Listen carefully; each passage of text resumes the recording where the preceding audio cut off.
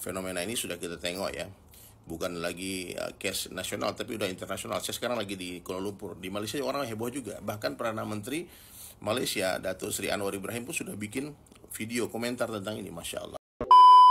Saya lihat itu dikirim oleh teman saya di Indonesia. Saya merasa aneh ya.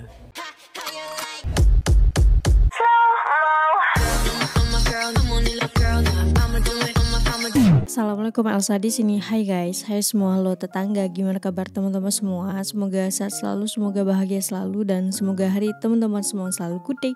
Selamat datang di channel YouTube Elsa Widianti Putri. Hari ini aku akan mereaction sebuah video yang bisa menjadi pembelajaran untuk kita, sebuah video yang bisa menjadi renungan juga untuk kita, yang dimana banyak banget orang di luar sana yang mempunyai ilmu yang tinggi ataupun mempunyai sebuah jabatan yang tinggi juga, tapi adabnya nol. Jadi kenapa banyak banget orang-orang bilang dahulukan adab sebelum ilmu? Karena adab itu seperti yang kita tahu bahwa adab itu adalah sikap moral yang membimbing kita untuk bisa berperilaku baik. Orang yang berilmu tapi adabnya gak baik, maka dia akan berperilaku yang buruk juga. Nah, ini adalah salah satu contohnya. Kita tahu beliau mempunyai ilmu yang tinggi, meskipun dia mempunyai gelar doktor sekalipun ataupun pemuka agama sekalipun, tapi kalau adabnya nol itu sama saja enggak. Jadi memang penting banget dahulukan adab daripada ilmu. Oke, aku yakin teman-teman juga udah tahu persoalan ini ya guys, udah viral di mana-mana. Tapi sebelum dimulai video reaksinya, seperti biasa aku mau jakin teman-teman semua dulu untuk subscribe channel ini dan aktifkan lonceng notifikasinya supaya tidak ketinggalan updatean terbaru dari channel ini. Dan bagi teman-teman yang mau request bisa banget DM di Instagram aku di @elsawidiantiputri. Yaudah, tanpa berlama-lama, tanpa membuang masa, jumlah kita mulai video reaksinya. Are you ready? Let's go. Kon borong. Es tehmu cik oke ra? Masih. Ya kono didol goblok. Ini dia yang ketahu kencang juga. Dolen dhisik, engko lak rong payu wis takdir.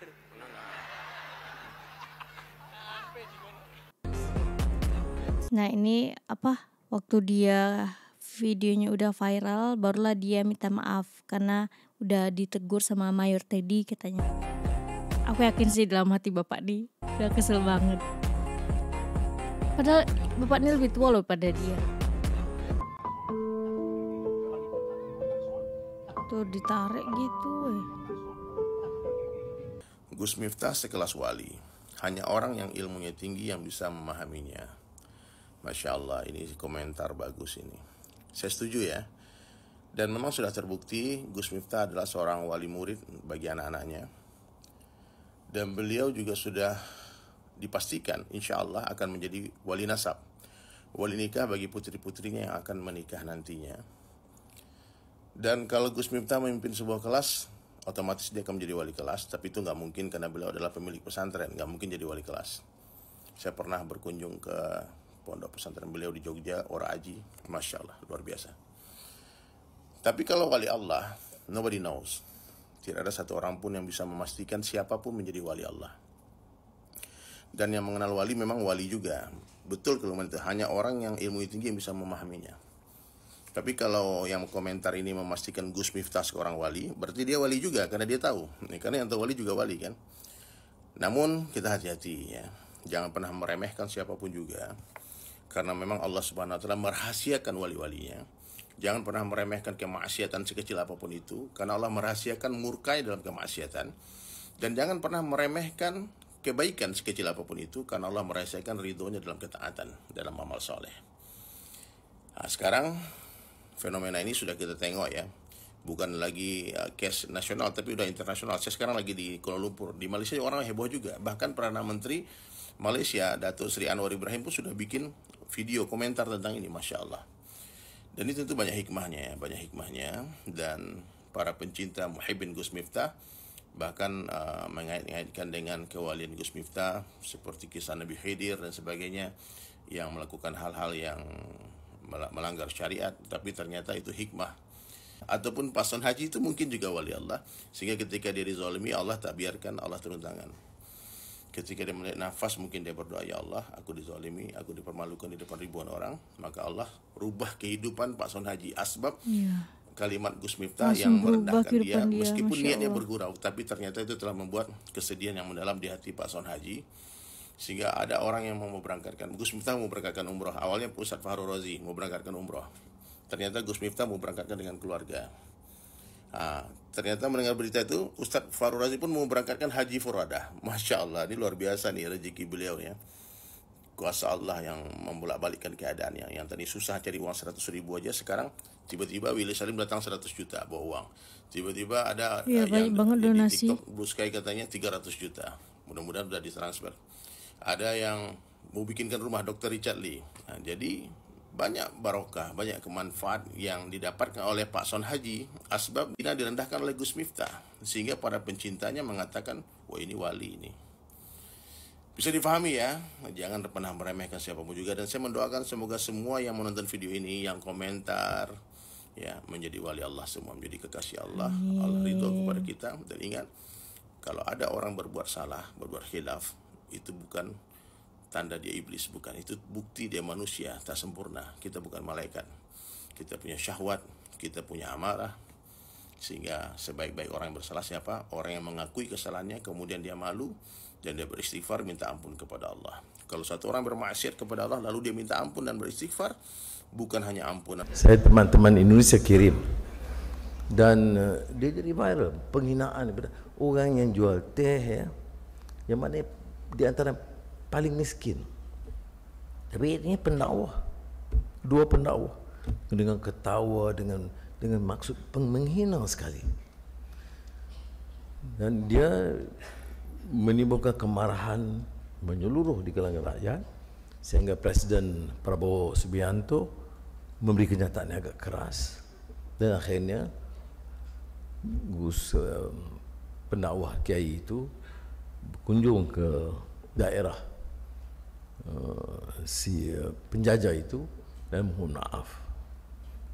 Tapi ini satu contohnya pengalaman bahawa pengangkuhan sombong itu kadang-kadang bukan saja di kalangan orang yang tidak tahu agama, tidak tahu orang tak semestinya. Orang yang paham agama, yang bicara tentang Islam, akidah dan solat dan sunat, tetapi bila timbul kedekatan begitu dia lihat, dia boleh menghina. Dan saya lihat itu dikirim oleh teman saya di Indonesia. Saya rasa aneh ya. Sampai PM loh be, ya Allah. Bayangin orang tua kalian dihina kayak gini kan.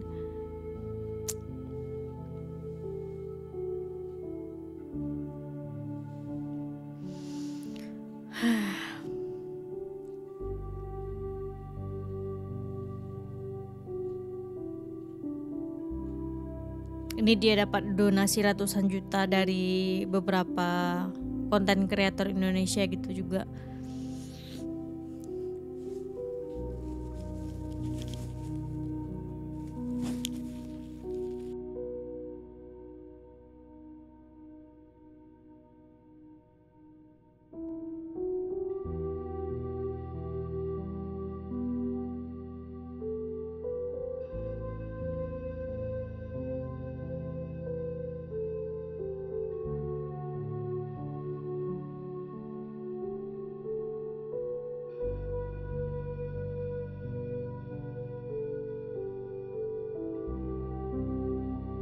Nah ini juga sampai ke influencer Malaysia guys beritanya. Buat sesiapa yang mengenali bapak ini, aku mau berjumpa dengan dia karena bapak ini adalah seorang yang hebat. Sekarang ini aku masih lagi berada di Jakarta. Kalau bapak ini berada di Papua, Bandung, di mana segala provinsi di Indonesia ini, kalau boleh aku ingin dapatkan kontak bapak ini.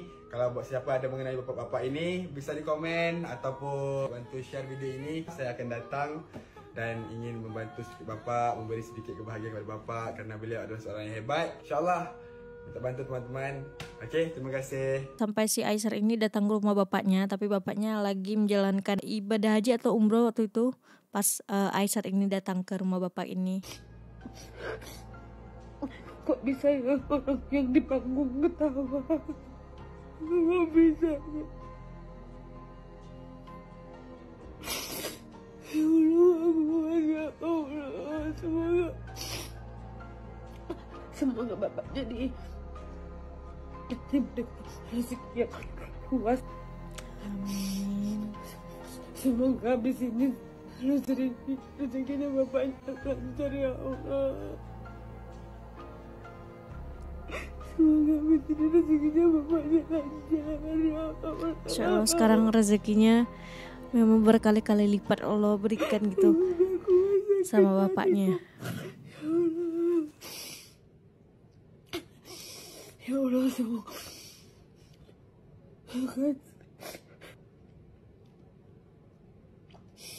semoga kalian semua yang nonton kalau diberikan rezeki yang lebih oleh Allah, semoga rezekinya bermanfaat bagi orang banyak. Dan semoga ketika kalian udah dikasih tinggi sama Allah, jangan pernah merendahkan orang ya guys. Aku cuman kayak mikir kalau itu ayahku, pasti hatiku sakit banget. Ini bukan ayahku aja, hatiku sakit banget ya Allah. Aduh, sedih banget. Sedih banget ya Allah. Astagfirullahaladzim. Yang sedihnya juga kayak gini guys. Sampai ada yang komen, kalau bukan karena Gus Miftah, bapak ini nggak akan terkenal atau nggak akan dikenal. Kalau nggak karena Gus Miftah, bapak ini nggak akan bisa mendapatkan rezeki yang seperti sekarang. Menurut aku salah sih kalau dia mempunyai pemikiran yang kayak gitu. Berarti dia udah mendahulukan apa yang sudah ditakdirkan Allah untuk kehidupan seseorang. Kita tuh nggak tahu takdir ke depan yang Allah berikan kepada kita itu seperti apa. Rezeki yang akan Allah hantarkan kepada kita itu seperti apa. Ini ada tanggapan langsung dari Bapak Presiden, Bapak Prabowo, atas pengunduran diri dari Gus Miftah ini guys. Kita dengarkan sama-sama. Ya, tadi saya sendiri belum lihat langsung, tapi didapat laporan beliau sudah mengundurkan diri.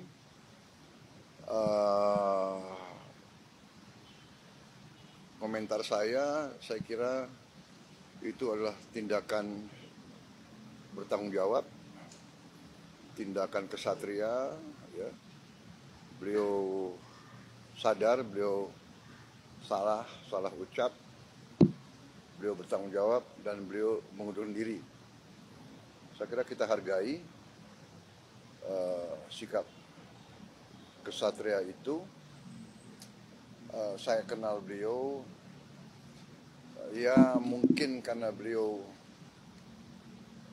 memang bergaul dan sering berceramah di kalangan bawah.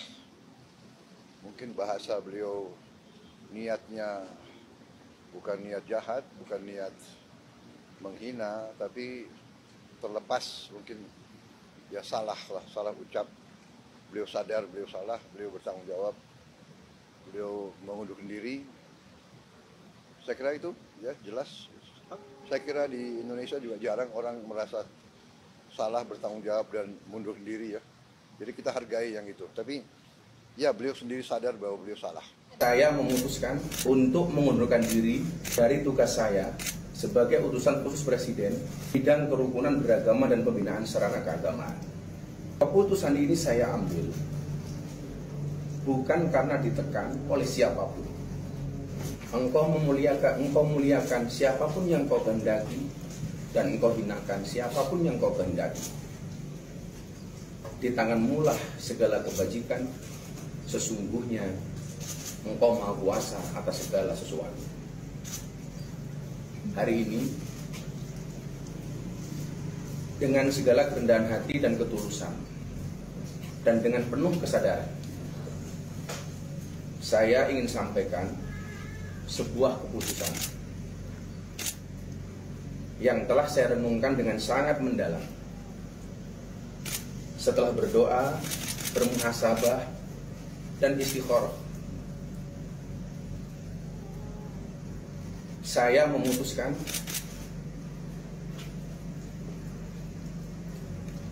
untuk mengundurkan diri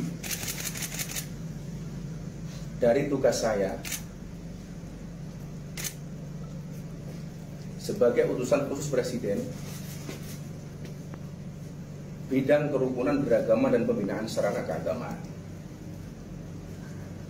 Keputusan ini saya ambil bukan karena ditekan oleh siapapun, bukan karena permintaan siapapun, tetapi keputusan ini saya ambil karena rasa cinta, hormat dan tanggung jawab saya yang mendalam kepada Bapak Presiden Prabowo Subianto serta seluruh masyarakat. Sekali lagi saya ulangi,